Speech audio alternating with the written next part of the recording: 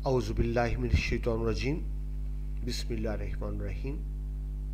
Dear students, प्यारे बेटे बेटियों, अस्सलामु अलैकुम। मैं मुशर्रफ महमूद आपसे मुखातिब हूँ। इस वक्त आप CMM लेक्चर्स पर मुझे समाअत कर रहे हैं। उम्मीद करता हूँ आप खुश व खुरम होंगे। बेटा अल्लाह ताला आपको हमेशा खुश व खुरम रखे, आपकी जायज़ ख्वाहिशात को पूरा करे। आमीन सुम्मा आमीन। इस वक्त बेटा हम सेकेंड ईयर पाक स्टडी की जो आपकी न्यू बुक है 2022 उसके मुताबिक लेक्चर्स का सिलसिला जारी है। आज सफ़ा नंबर 11 पर बहुत ही अहम मौजू है करारदाद मकासद। तो लेट्स स्टार्ट। आपकी बेटा पूरी पाक स्टडी में जो दो अहम तरीन टॉपिक्स हैं वो हैं करारदाद पाकिस्तान और करारदाद मकासद। करारदाद पाकिस्तान या करारदाद लाहौर में तय हुआ था कि हम आज़ाद मुल्क हासिल करेंगे। वो करारदाद लाहौर थी जिसके मुताबिक पाकिस्तान बना। करारदाद मकासद पाकिस्तान बनने के बाद कुछ रहनुमा असूल थे। मुल्क तो बना लिया, लेकिन ये मुल्क कैसे चलाना है, इस मुल्क का निज़ाम क्या होगा, जो पाकिस्तान के बुनियादी निज़ाम की गाइडेंस थी, रहनुमा असूल थे, वो थे करारदाद मकासद, ऑब्जेक्टिव रेजोल्यूशन। यानी करारदाद मकासद में तय कर लिया गया कि पाकिस्तान का सिस्टम कैसा चलाया जाएगा। पिछले लेक्चर में बेटा हमने तफसील से बात की, मुख्य दोहरा दूं। मुल्क चलता है आइन के मुताबिक, जिसको इंग्लिश में आप कॉन्स्टिट्यूशन कहते हैं, उर्दू में उसको आइन भी कहते हैं, दस्तूर भी कहते हैं।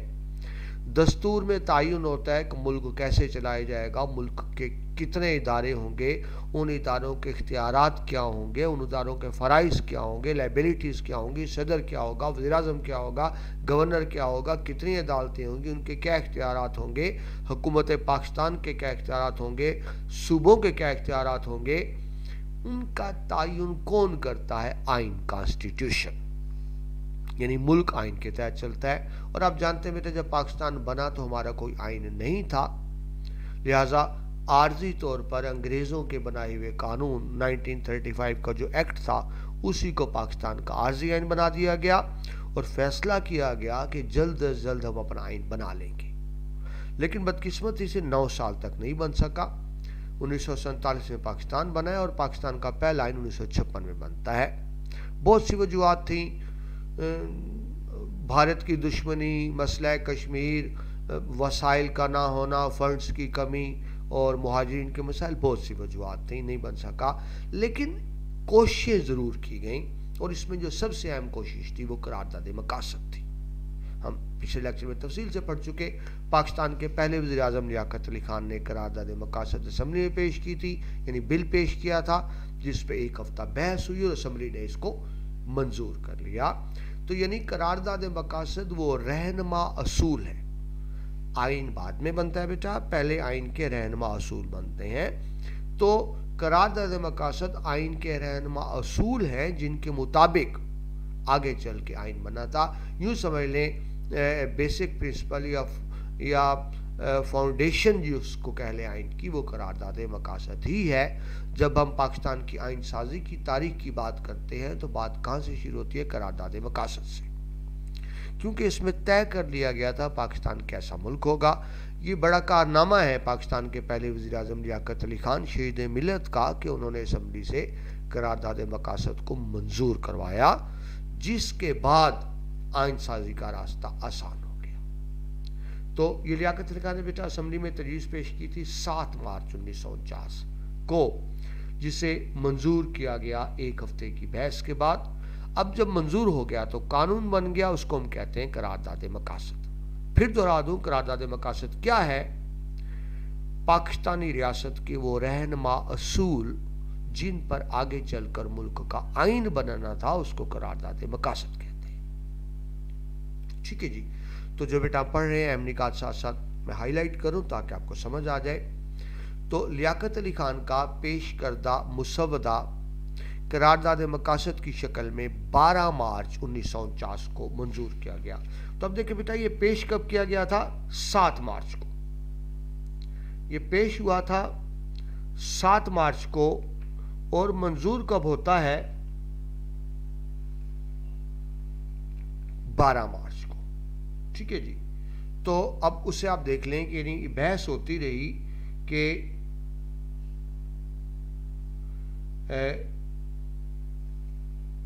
7 سے 12 تک، ٹھیک ہے، لیکن بہرحال اسمبلی نے اس کو منظور کر لیا۔ اب منظور ہوا تو قانون بن گیا۔ وہ کیا ہے؟ دوبارہ ڈیٹ دیکھ لیں، سال 1949، 7 مارچ کو یہ بل پیش ہوا اور 12 مارچ کو منظور ہوا، تو یہ 5-6 دن۔ دیکھیے اسمبلی میں بل یوں نہیں منظور ہوتا، اس پہ بحث مباحثہ ہوتا ہے، آرگومنٹس ہوتے ہیں، اور اس کے بعد اس کو منظور یا نامنظور کیا جاتا ہے، ٹھیک ہے جی۔ اب یہ قانون کیا تھا، اس میں واضح، ویسے تو پچھلے لیکچر پڑھ چکے ہیں، لیکن اب کیونکہ ایک الگ ٹاپک ہے تو الگ سے دیکھ رہے ہیں۔ قرارداد مقاصد یعنی آبجیکٹو ریزولوشن میں طے کیا گیا کہ اقتدار اعلیٰ کا مالک اللہ تعالیٰ ہے، سپریم اتھارٹی اللہ کی ہوگی، حکم اللہ کا ہوگا، جو اپنے اختیارات ریاست پاکستان کو تفویض کرتا ہے۔ تفویض کرنا بیٹا جس کو انگلش میں اب ڈیلیگیٹ کرنا کہتے ہیں، یعنی اپنا اختیار کسی دوسرے کو دے دینا، اس کو کہتے ہیں اختیارات تفویض کرنا۔ تو اختیار تو اللہ کا ہے، حکم تو اللہ کا ہے، اللہ خالق ہے، حکم اللہ کا چلے گا، لیکن اللہ نے اپنے اختیارات کس کو تفویض کر دیے؟ ریاست پاکستان کو، جس کو پاکستان کے منتخب نمائندے مقدس امانت کے طور پر قرآن و سنت کی حدود میں رہ کر استعمال کر سکیں گے۔ دیکھیں حکم کس کا ہے؟ اللہ تعالیٰ کا۔ لیکن دیکھیں پاکستان، اللہ تعالیٰ نے کوئی پاکستان کا قانون تو نہیں بنانا نا، قانون تو انسان بنائیں گے۔ تو اللہ نے اختیار کس کو دیا؟ پاکستان کے عوام کو، پاکستان کے عوام بنائیں گے۔ تو بیٹا عوام کیسے بنائیں گے؟ عوام یہ کریں گے کہ اپنے نمائندے منتخب کریں گے۔ جمہوریت بیٹا کیا ہے؟ عوام نمائندے منتخب کرتے ہیں۔ دوبارہ سمجھے، اللہ نے اختیار دیا پاکستان کی عوام کو، پاکستان کے عوام اپنے نمائندے منتخب کر دیں گے جسے پارلیمنٹ کہتے ہیں، اور پھر وہ نمائندے قانون بنائیں گے، لیکن قرآن و سنت کی حدود کے اندر رہتے ہوئے، ٹھیک ہے، کیونکہ حکم بھر اللہ کا ہے۔ اس کو بیٹا میں پہلے بھی وضاحت کر چکا، دوبارہ کر دوں۔ پاکستان کو جو آئین ہے، کانسٹیٹیوشن 1973 ہے، اس کے شروع میں یہ بات لکھی ہوئی ہے، ابتدائیے میں کہہ لیں، پریمبل میں کہہ لیں کہ sovereignty is vested for the almighty Allah۔ sovereignty اقتدار اعلیٰ، supreme authority اللہ ہی ہے۔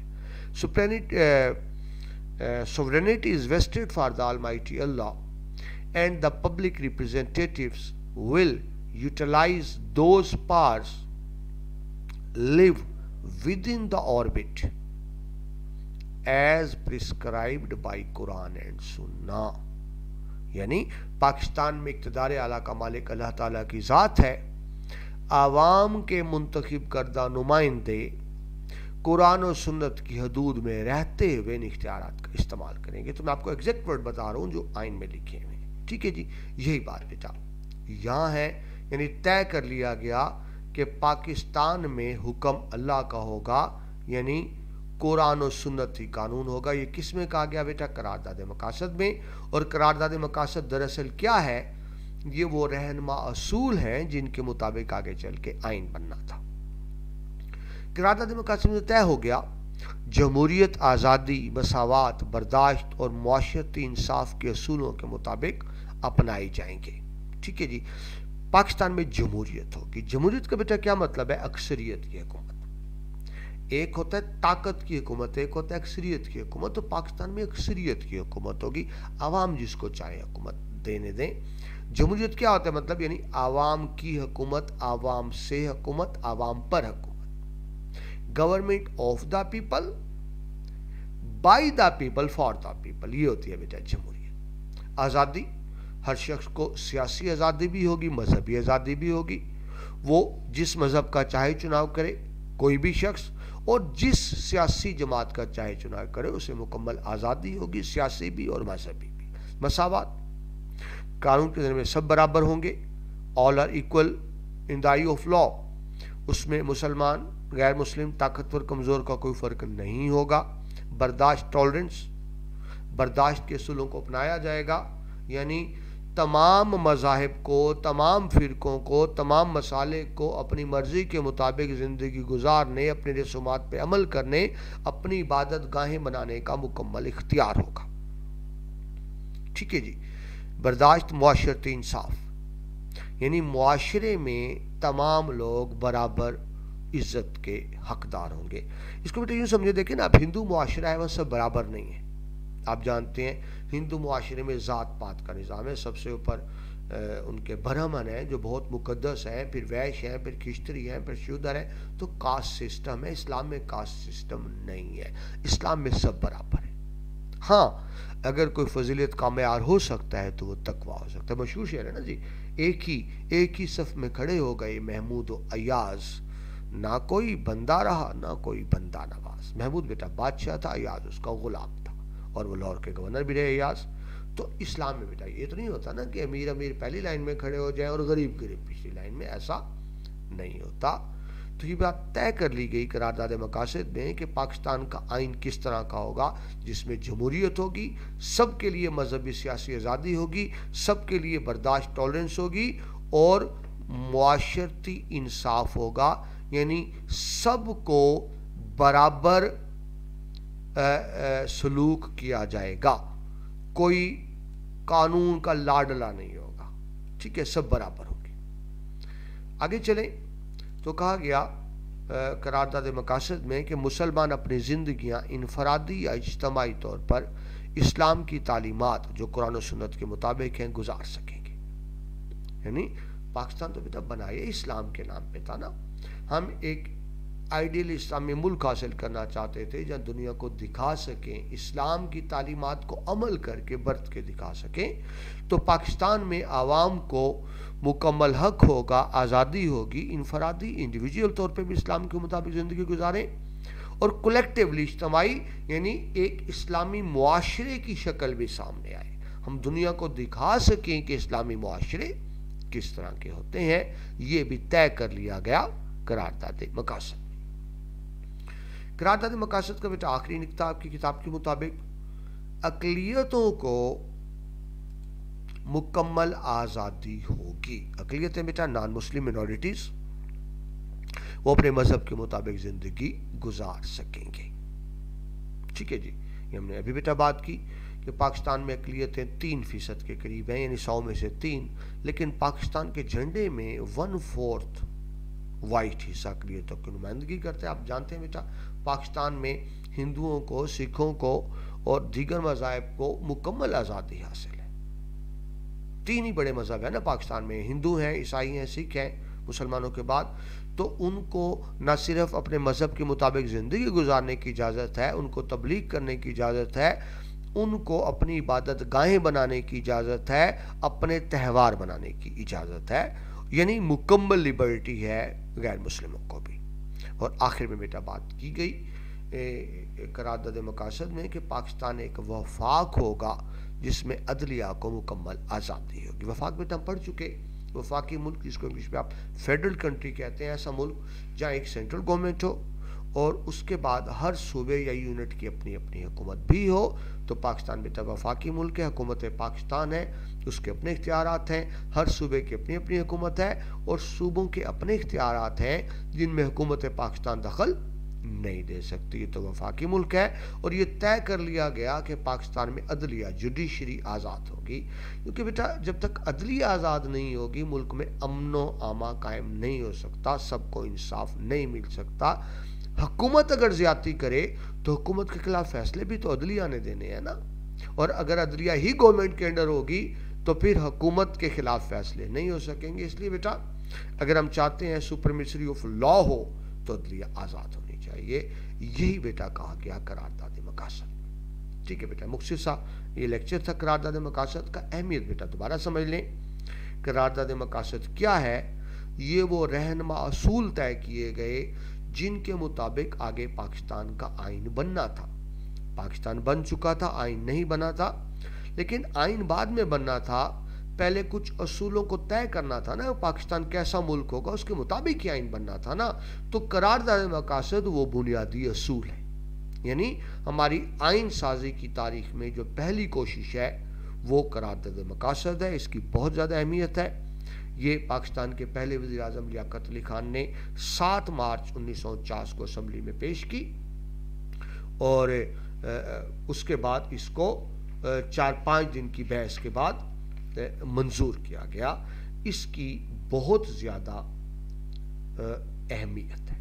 ٹھیک ہے بیٹا, اس کے ساتھ یہ لیکچر کمپلیٹ ہوتا ہے. یہ بیٹا اس کو خاص طور پہ دیکھنا ہے. میں نے آپ کو شروع میں بتایا قرارداد لاہور 1940 اور قرارداد مقاصد 1949, یہ آپ کے موسٹ امپارٹنٹ کویشچن ہے, میں آپ کو بتا دوں. اور یہ دونوں طرح سے لانگ میں بھی آ سکتے ہیں, شارٹ میں بھی آ سکتے ہیں. تو یہ دونوں قراردادوں کو آپ نے خاص طور پہ دیکھنا ہے. ٹھیک ہے بیٹا, ہمارا لیکچر کمپلیٹ ہوا. امید ہے آپ کو سیکھنے کو بہت کچھ ملا ہوگا. میں ہمیشہ یہ بیٹا بات کرتا ہوں, پاک اسٹڈی کو آپ نے رٹا نہیں مارنا ہوتا, ان چیزوں کو سمجھنا ہوتا ہے کہ پاکستان کیوں بنایا گیا. آپ کو کنسیپٹس کلیئر ہونا چاہیے, پھر آپ اپنے لفظوں میں لکھ لیں گے. رٹا ماریں گے تو بیٹا پاک اسٹڈی سب سے مشکل ہے. سمجھ کے کریں گے تو یقین کیجیے سب سے آسان. ٹھیک ہے بیٹا, اپنا بہت سا خیال رکھیے گا. اگلے لیکچر میں آپ سے دوبارہ ملاقات ہوتی ہے. اللہ حافظ.